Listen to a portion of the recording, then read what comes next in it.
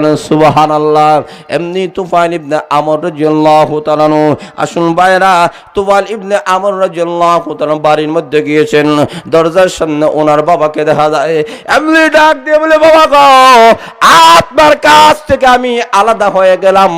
বাবা ডাক দিয়ে বলেন, বাবা রে, কিসে তোমাকে আমার কাছ থেকে আলাদা করে দিয়েছে? এমনি তুফাইল ইবনে আমর বলেন, এমন একটা বাণী, এমন একটা কলমা শুনেছি, বাবা গো, আমার জিন্দেগিতে অনেক কথা শুনলাম, কিন্তু এমন মধুর কথা আমি জিন্দেগিতে কোনোদিন শুনি নাই।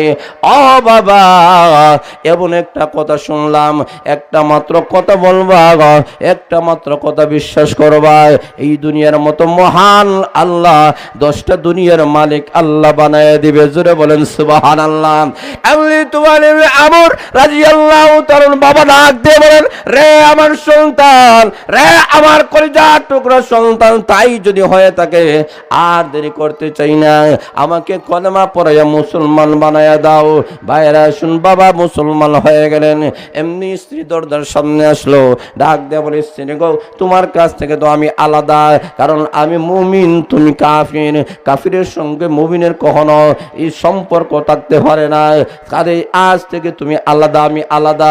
স্ত্রী ডাক দেয়া বলেন, স্বামী গো, সবগুলা ছাড়তে রাজি আছি, কিন্তু আপনাকে ছাড়তে রাজি নাই। এমনি তোমার আমার বলেন, রে প্রাণের স্ত্রী, তাই যদি হয়ে যায় তাহলে আমার সঙ্গে তোমাকে কলমা পড়তে হবে। এমনি স্ত্রী বলেন, আমিও আপনার সঙ্গে কলমা পড়ে মুসলমান হয়ে গেলাম। এইভাবে তুফাইল ইবনে আমর বলেন, আমার গোষ্ঠীর মধ্যে 30 জন মানুষকে আমি কলমার দাওয়াত দিয়ে তাদেরকে মুসলমান বানাইয়া দিলাম। জোরে সুরে বলেন সুবহানাল্লাহ। ভাইরা আসুন, এইভাবে নবীর দুশমনে আবু লাহাব করেছে এবং তার স্ত্রী করেছে। ভাইরা শুরু করে দেন, যে মুহূর্তে আমার মহান আল্লাহ রাব্বুল আমিন আবু লাহাব এবং তার স্ত্রী যার নাম উম্মে জামিল, তাদের উভয়ের বিরুদ্ধে মহান আল্লাহ যখন এই সূরা নাযিল করেছেন, এমনি তার স্ত্রী ডাক দেয়া বলেন, মুহাম্মদ আমাদের বিরুদ্ধে সূরা নাযিল করেছে, এই মুহাম্মদকে দুনিয়াতে রাখবো না। স্ত্রী পাতে হাতর নিয়ে রওনা করেছে আল্লাহর ঘর খানা কাবার দিকে। এমনি গিয়া দেখে আল্লাহর নবী বিশ্ব নবী রাহমাতুল আলামিনের প্রিয় সাহাবী যার নাম আবু বকর সিদ্দিক রাদিয়াল্লাহু তাআলা, আবু বকর সিদ্দিক রাদিয়াল্লাহু তাআলা বলেন, আবু নবীজি, আবু লাহাবের স্ত্রী আপনার আপন চাচী হাতে পাথর নিয়ে এসেছে, আপনাকে হত্যা করে ফেলবে, কি করা যায়?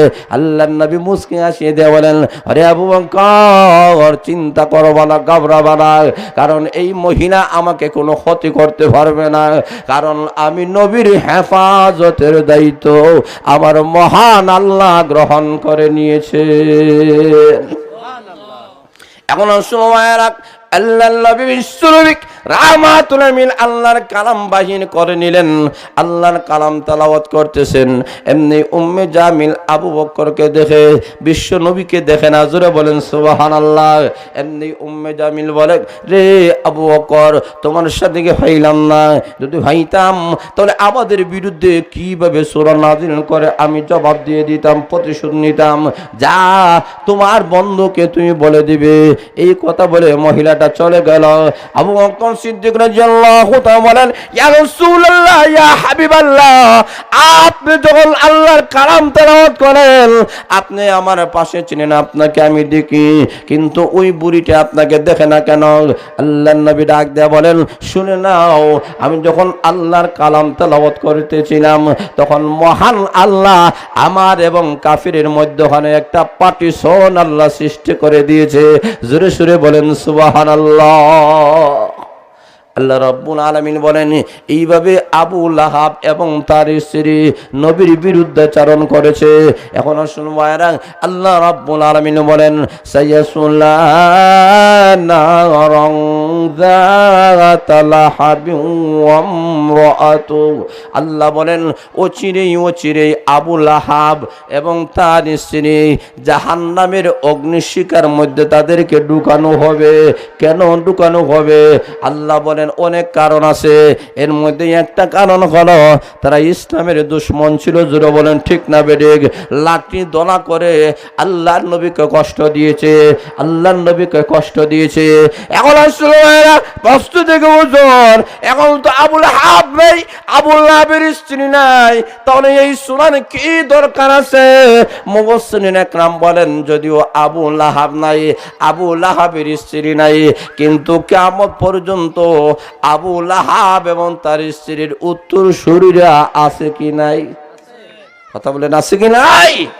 আল্লাহ বলেন কিয়ামত পর্যন্ত দুইটা দল হবে, একটা হলো নবীর পক্ষের দল, আরেকটা হলো আবু লাহাবের দল। আবু লাহাব যেমনিভাবে প্রকাশ্যভাবে রাসূলের বিরোধিতা করেছে, আবু লাহাবের স্ত্রী যেমনিভাবে তাকে সহযোগিতা করেছে, আল্লাহ বলেন কিয়ামত পর্যন্ত এক শ্রেণীর বেঈমান কাফেরেরা এরা রাসূলকে নিয়ে কটাক্ষ করবে, গালিগালাজ করবে, রাসূলের ইজ্জতের উপরে আক্রমণ করবে। আল্লাহ বলেন তারা হচ্ছে আবু লাহাবের দল। যেমনিভাবে আবু লাহাব তার স্ত্রীর পতনের কণ্ঠ আল্লাহ বাজায়া আল্লাহ সূরা নাযিল করেছেন, কিয়ামত পর্যন্ত যারা রাসূলের বিরোধিতা করবে, ইসলামের বিরোধিতা করবে, তাদের পতন অনিবার্য, এতে কোনো সন্দেহ নাই। জোরে বলেন ঠিক না বেঠিক? আল্লাহ রাব্বুল আলামিন এই কথাটাই বুঝাইতে চেয়েছেন যে কিয়ামত পর্যন্ত তারা পতনের মধ্যেই থাকবে। যেমন লক্ষ্য করে দেখেন, বিগত কয়েক মাস আগে ফ্রান্স সরকার রাষ্ট্রীয়ভাবে আল্লাহর নবী বিশ্বনবী রাহমাতুল আলামিনকে নিয়ে ব্যঙ্গচিত্র প্রদর্শন করেছিল। জোরে বলে ঠিক না বেঠিক? এইভাবে অনেক সময় বেঈমান কাফেরেরা রাসূলকে নিয়ে, নাস্তিক মুরতাদেরা রাসূলকে নিয়ে, ইসলামকে নিয়ে কোনো সময় যখন কটাক্ষ করে, তখন দেখা যায় আমরা মনে করি যে এরা উন্নত মানের দেশ, উন্নত মানের রাষ্ট্র, এদের ক্ষমতাও বেশি। কিন্তু আল্লাহ ডাক দেওয়া হয় যেমনিভাবে আবু লাহাবের পতন হয়েছে, ঠিক তেমনিভাবে ফ্রান্স সরকার এবং তার দেশ অচিরেই পতন হয়ে সেই স্পেনে